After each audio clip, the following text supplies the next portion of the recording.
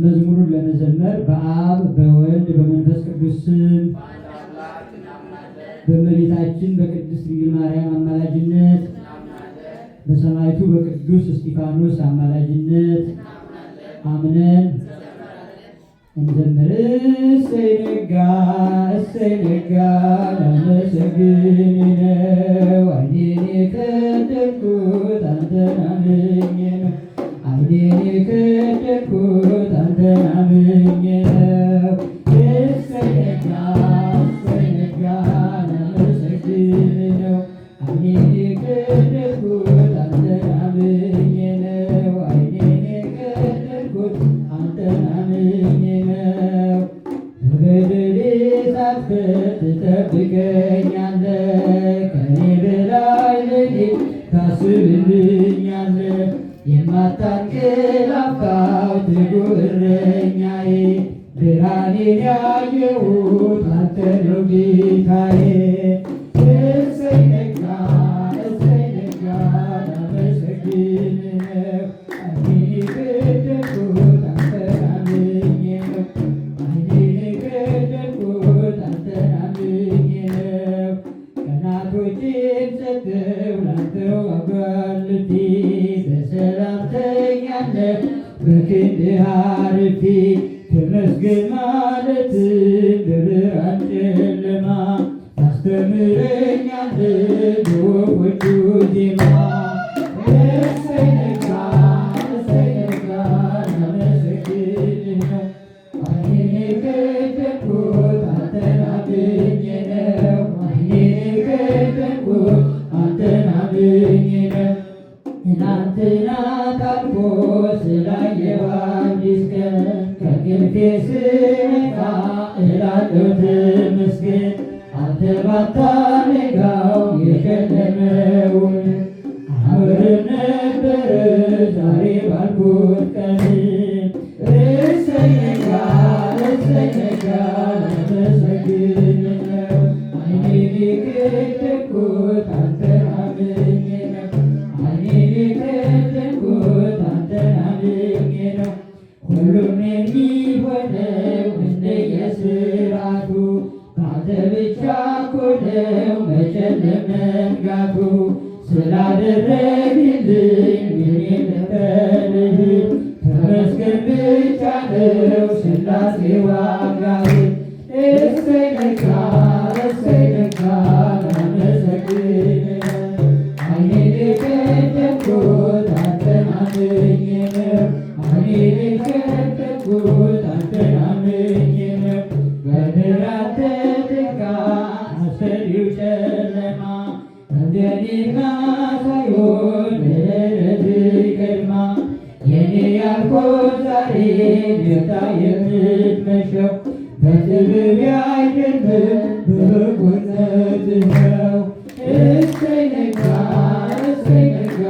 ላመሰግን ነው ዓይኔን የከደንኩት አንተን አምኜ ነው ዓይኔን የከደንኩት አንተን አምኜ ነው። እሰይ ነጋ ላመሰግን ነው ዓይኔን የከደንኩት አንተን አምኜ ነው ዓይኔን የከደንኩት አንተን አምኜ ነው። ወደ ምስራቅ እዩ ወደ ፀሐይ መውጫ ድንግል ክብርዋ እንበል ሃሌሉያ።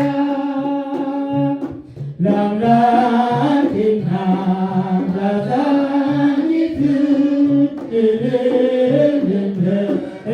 እንዘምርላት ለአምላክና ለአዛኝት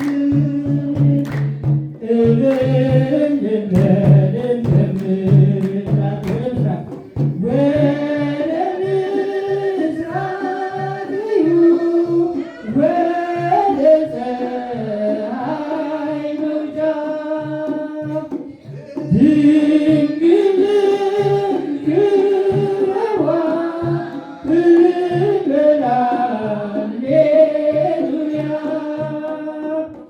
ለአምላክና ላዛኝት እልል እንበል እንዘምርላት ለአምላክና ላዛኝት እልል እንበል እንዘምርላት ወገኖች ተነሱ እናታችን መጣች ስሟን ስንጠራ መቼ ትቀራለች የተከዘ ልታዝናና ነይ ስንላት ትመጣለችና የተከዘ ልታዝናና ነይ ስንላት ትመጣለች ወደ ምስራቅ እዩ ወደ ፀሐይ መውጫ ድንግል ክበቧት ሃሌሉያ ለአምላክና ላዛኝት እልል እንበል እንዘምርላት ላዛኝት እልል እንበል እንዘምርላት የጽጌው ማህሌት በጸሎት ሲጀመር ማርያም ትመጣለች በደመና አየር ነይ ስንል በሰዓታት ልትባርከን ትመጣለች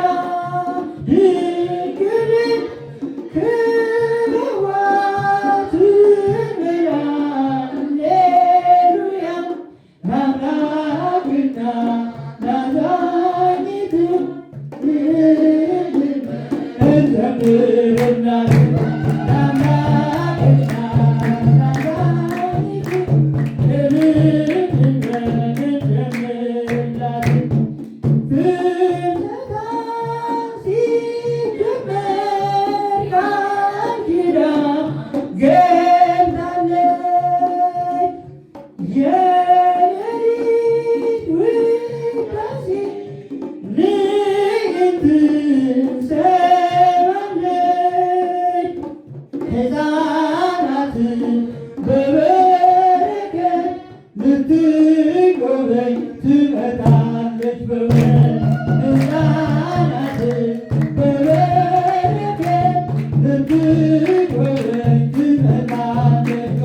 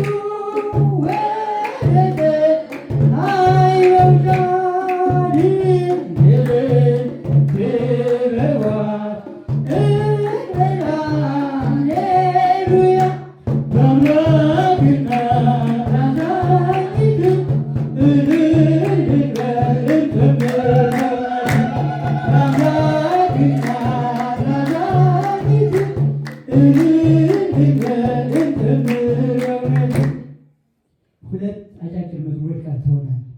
እልል የማትሉ የማታጨበጭቡ ለምንድን ነው?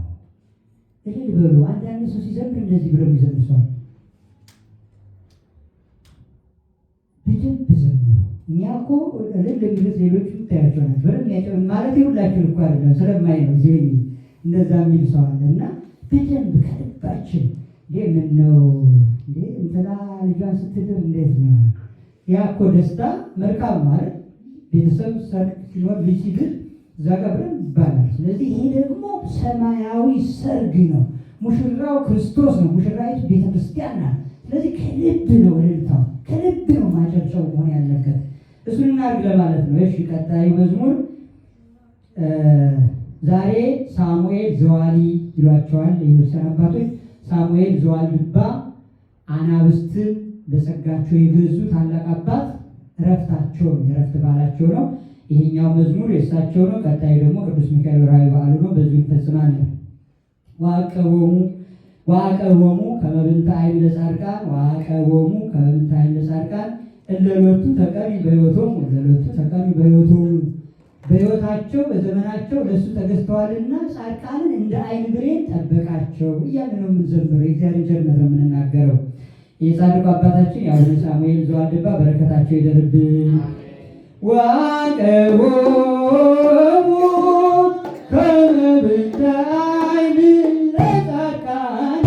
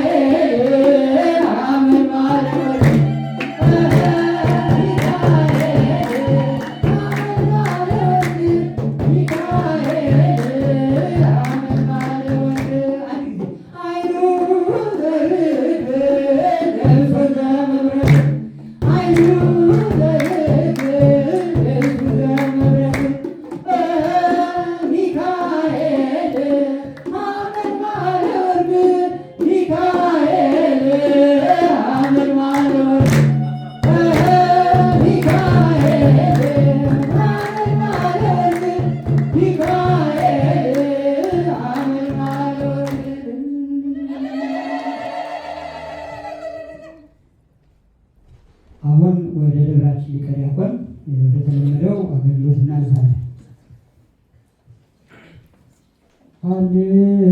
ሃሌሉያ ሃሌሉያ ወልዶ መድኅነ ንሰብክ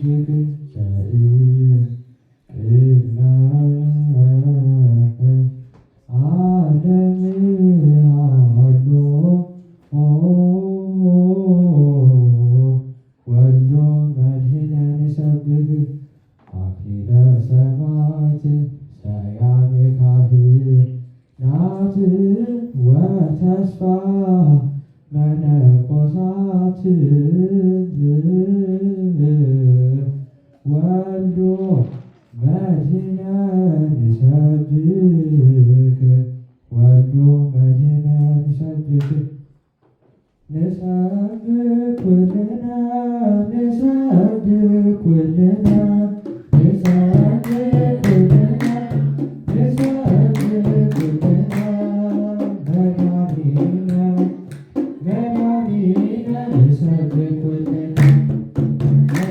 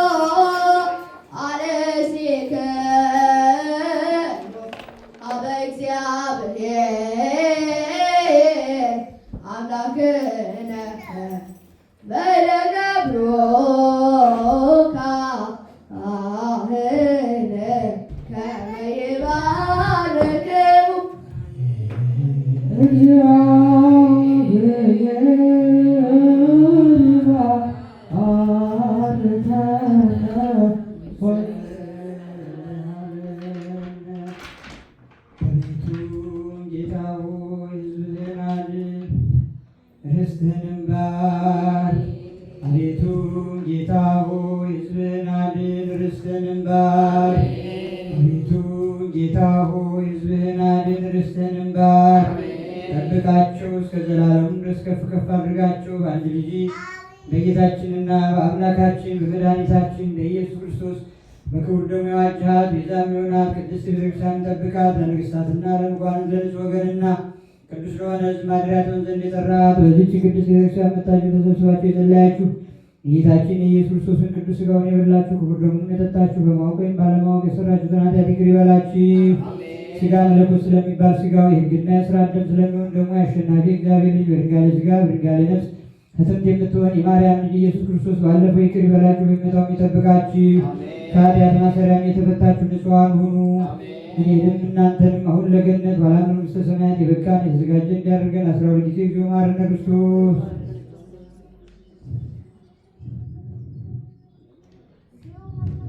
እንደዚሁ ስለ እናቱ ስለ እናታችን ስለ እመቤታችን ስለ ቅድስት ድንግል ማርያም ብሎ ይቅር እንዲለን 12 ጊዜ በእንተ ማርያም መሐረነ ክርስቶስ። ንስሐን የምትቀበል ኃጢአትን ይቅር የምትል አበሳ በደልን የምትደመስስ ጌታዬና አምላኬ መድኃኒቴ እግዚአብሔር ኢየሱስ ክርስቶስ ሆይ የእኔንም የሕዝብንም ኃጢአት አንተ በቸርነት ይቅር በል። ከኃጢአት ማሰሪያ እግዚአብሔር ይፍታ።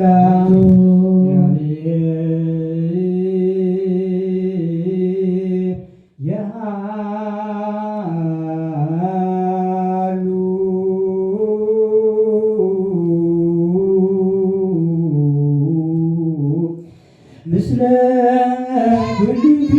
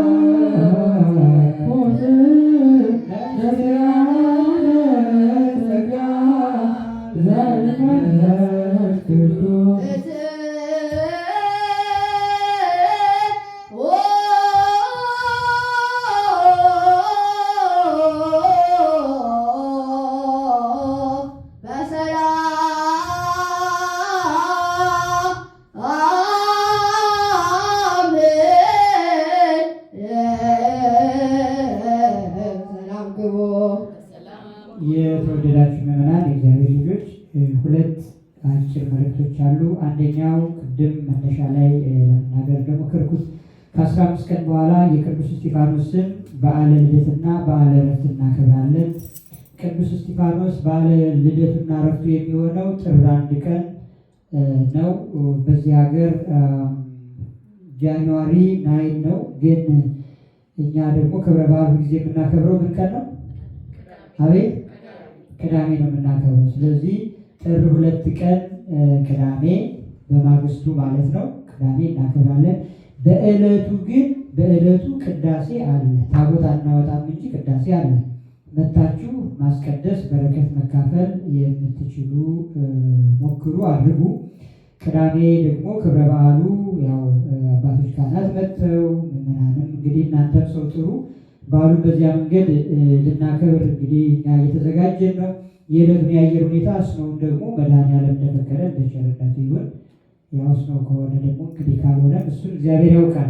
በዓላችን በዚህ መንገድ እናከብራለን። ሌላው እንግዲህ ዛሬ በቤተ ክርስቲያናችን ስርዓት ስብከት ነው የሚባለው። ስብከት ሊቀ ዲያቆን ያቀረበው የሊቃውንት መዝሙር ወልዶ መድኅነ ንሰብክ የሚለው ቅድም በወንጌል የተማርነው ለናትናኤል ነቢያት ስለ እርሱ የተናገሩለትን ሙሴ በኦሪት የጻፈለትን ወንጌል ቅዳሴ ላይ የተነበበው እሱ ነው። እሱን ይሰማችኋል።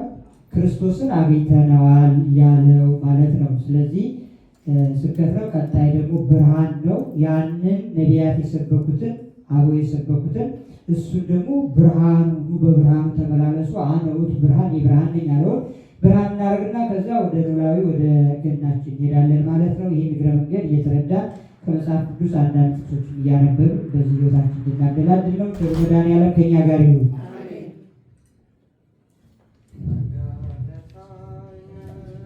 Amen.